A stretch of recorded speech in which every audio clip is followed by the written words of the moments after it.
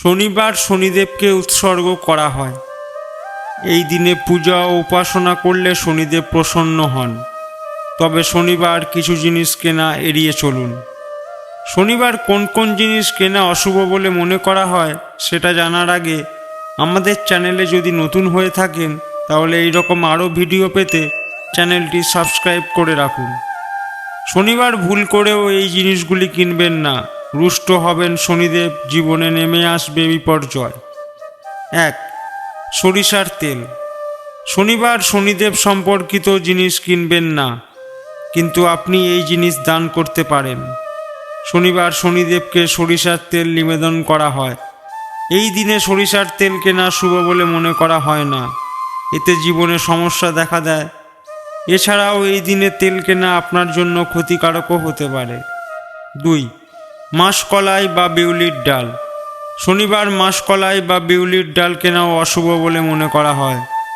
আপনি যদি মাসকলাই বা বিউলির ডাল কিনতে চান তবে আপনি এটি সপ্তাহের অন্য যে কোনো দিনে কিনতে পারেন।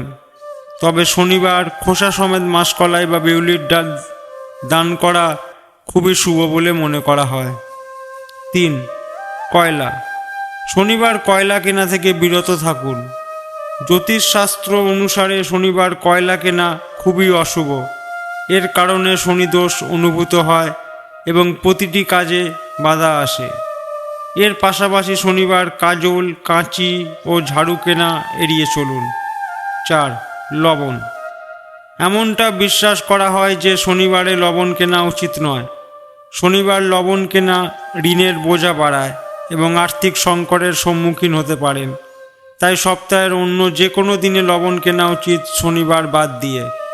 5. লোহার দ্রব্য। শনিবার লোহার ছুরি, চাকু, স্ট্যান্ড ইত্যাদি লোহার সম্পর্কিত কোনো জিনিস কিনবেন না, কারণ লোহাকে শনির ধাতু বলে মনে করা হয়। সেই কারণে শনিবার লোহা কিনে শনিদেবের অসন্তুষ্টির সম্মুখীন হতে পারেন। তবে শনিবার লোহা দান করা খুবই শুভ। বন্ধুরা, আমার দেওয়া তথ্যগুলি থেকে আপনারা যদি উপকৃত হন তাহলে ভিডিওটিতে একটি লাইক ও বন্ধুদের সাথে শেয়ার করতে ভুলবেন না। ধন্যবাদ, ভালো থাকবেন।